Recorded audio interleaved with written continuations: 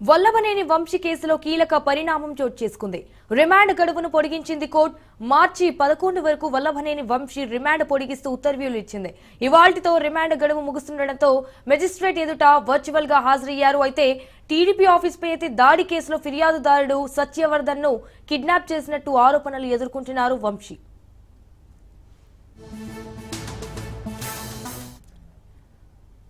ఇక మరోవైపు వంశీని పోలీసులు కస్టడీకి తీసుకోనున్నారు ఏపీ పోలీసులు.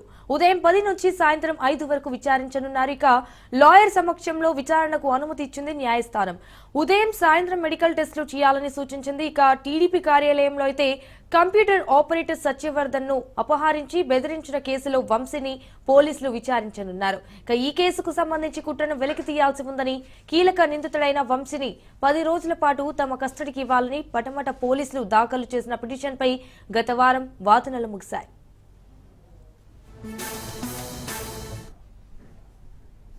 ప్రాసిక్యూషన్ వాదనలతో న్యాయాధికారి ఏకీభవిస్తూ వంశీతో పాటు మిగిలిన నిందితులను కస్టడీకి అనుమతించారు.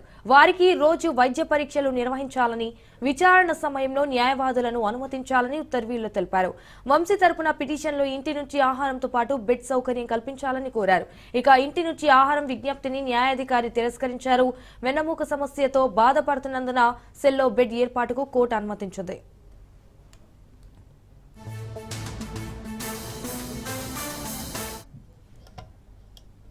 మరోవైపు తమ కస్టడీకి ఇవ్వాలని సిఐడి కూడా పిటిషన్ దాఖలు చేసింది. వంశీ దాఖలు చేసిన బెయిల్ పిటిషన్ ను హైకోర్టు ఇప్పటికే తోసిపుచ్చింది. ఈ నేపథ్యంలో వంశీని అదుపులోకి తీసుకుని ప్రశ్నించేందుకు సిఐడి సిద్ధమైంది. ఆ పిటిషన్ ను కోర్టు అనుమతించింది. ఇక పటమట పోలీసుల కస్టడీ ముగిసిన తర్వాత సిఐడి అదుపులోకి తీసుకునే అవకాశం ఉంది.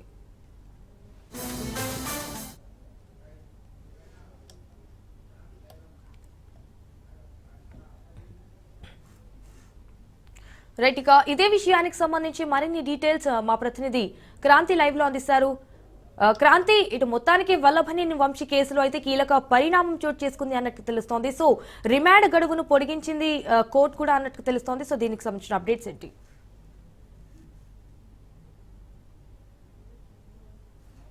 గన్నవరం టీడీపీ కార్యాలయం పైన దాడి ఘటనకి సంబంధించి ఫిర్యాదుదారుడుగా ఉన్న సత్యవర్ధన్ని కిడ్నాప్, అదేవిధంగా బెదిరింపు కేసులో ఎస్సీ ఎస్టీ కేసు నమోదు చేయడం జరిగింది. ఆ కేసులో ప్రస్తుతం వల్లభనేని వంశీ రిమాండ్లో ఉన్నారు. ఈ రోజుతో రిమాండ్ పూర్తవుతున్న నేపథ్యంలో వర్చువల్గా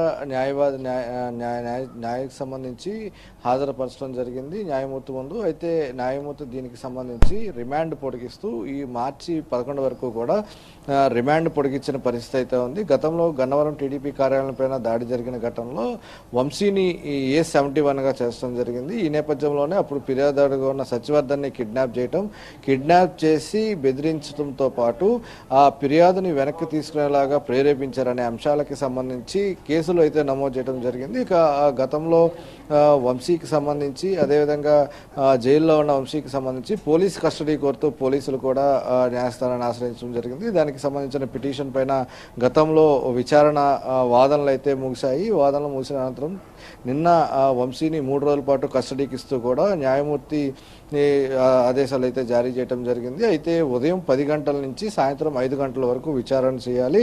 అది కూడా న్యాయవాది సమక్షంలోనే విచారణ జరిగించాలి. ఉదయం సాయంత్రం 2 పూట్ల కూడా మెడికల్ పరీక్షలు చేయాలంటూ కూడా న్యాయమూర్తి ఆదేశించిన పరిస్థితి ఉంది. మరోపక్క వంశీ ఆరోగ్యరీత్యా ఇంటి నుంచి భోజనంతో పాటు జైల్లో మంచం ఏర్పాటు చేయాలంటూ కూడా ఒక పిటిషన్ పైన విచారణ చేసిన నేపథ్యంలో ఇంటి నుంచి భోజనం అనే దాన్ని తిరస్కరించడం జరిగింది. ఇక మంచానికి సంబంధించి కొంత వెన్నెముక సమస్యతో బాధపడుతున్న నేపథ్యంలో అక్కడ మంచం కల్పించాలి, వసతి కల్పించాలంటూ కూడా న్యాయమూర్తి ఆదేశాలు అయితే జారీ చేయటం. ఈ నేపథ్యంలోనే వంశీకి సంబంధించి పోలీస్ కస్టడీ 3 రోజుల పాటు తీసుకునే అవకాశం ఉంది. ఆ 3 రోజుల పాటు కూడా వంశీని పలు రకాలమైన ప్రశ్నలకి సంబంధించి విచారించే అవకాశం కనబడుతుంది. వంశీ కిడ్నాప్ అసలు గతంలో గన్నవరం టీడీపీ కార్యాలయం పైన ఎందుకు దాడి చేయాల్సి వచ్చింది, దాడి చేసిన అనంతరం కూడా ప్రస్తుతము సత్యవర్ధన్ని ఎందుకు కిడ్నాప్ చేశారు, ఎక్కడి నుంచి కిడ్నాప్ చేశారనే పలు రకాలమైన ప్రశ్నలకి సంబంధించి కూడా పోలీసులు వంశీని ప్రశ్నించే అవకాశం కనబడుతుంది. దాంతోపాటు అటు సాంకేతిక పరంగా సెల్ ఫోన్ టెక్నాలజీ, అదేవిధంగా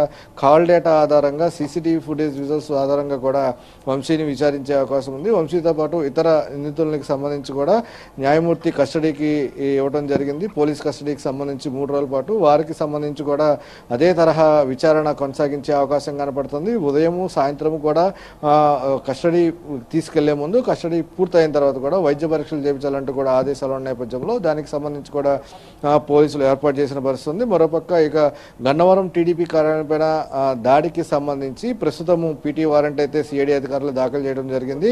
గతంలో ఈ కేసుకు సంబంధించి హైకోర్టుని ఆశ్రయించిన నేపథ్యంలో ముందస్తు బెయిల్ హైకోర్టు ఇవ్వడం జరిగింది. అయితే ఈ నెల 20న దానికి సంబంధించి విచారణ జరిగిన నేపథ్యంలో ముందస్తు బెయిల్ పిటిషన్ని హైకోర్టు కొట్టివేసిన పరిస్థితి ఉంది. ఈ నేపథ్యంలోనే ఆ కేసుకు సంబంధించి కూడా పోలీసులు సిఐడి అధికారులు మరొకసారి వంశీని అదుపులోకి తీసుకునే అవకాశం ఉంది. దానికి సంబంధించి కూడా సిఐడి అధికారులు విచారణ చేసే అవకాశం అయితే కనిపిస్తుంది. పూర్తి స్థాయిలో ఇప్పటికే వంశీ పైన రాష్ట్ర ప్రభుత్వం సిట్ కూడా ఏర్పాటు చేసింది. 4 అధికారుల ఆధ్వర్యంలో అటు సిట్ చీఫ్గా అశోక్ కుమార్ నియమిస్తూ దాంతోపాటు 3 బృంద సభ్యులతో పాటు ఇంకా అవసరమైన మేరకు సభ్యుల్ని కూడా తీసుకునే అవకాశం కల్పిస్తూ సిట్ని అయితే ఏర్పాటు చేశారు. వంశీకి సంబంధించిన నమోదైన కేసులతో పాటు ఇంకా ఆ కేసులకు సంబంధించిన దర్యాప్తు వేగవంతం, అదేవిధంగా ఏ కేసులు ఎక్కడెక్కడ నమోదయ్యాయి అన్నిటికీ సంబంధించి కూడా పూర్తి స్థాయి విచారణ చేసి ఆ విచారణ వేగవంతం చేసి సిట్ నివేదికని రూపొందించే అవకాశం కనబడుతుంది. కాబట్టి రాబోయే రోజుల్లో పూర్తి స్థాయిలో ఈ అంశానికి సంబంధించి ఇప్పటికే ఈ పోలీస్ కస్టడీకి ఇచ్చిన నేపథ్యంలో ఇతర కేసుల అంశాలకు సంబంధించి కూడా ఇప్పటికే పీటీ వారెంట్లు రెడీ చేస్తున్న పరిస్థితి అయితే ఉంది. ఇప్పటికీ గన్నవరం టీడీపీ కార్యాలయం పైన పీటీ వారెంట్కు సిఐడి అధికారులు సిద్ధంగా ఉన్న నేపథ్యంలోనే ఇతర కేసులకు సంబంధించి కూడా సిట్ అధికారులు దర్యాప్తు వేగవంతం చేసే అవకాశం అయితే కనిపిస్తుంది. Sanjana. Right Kranti, thank you for the live updates.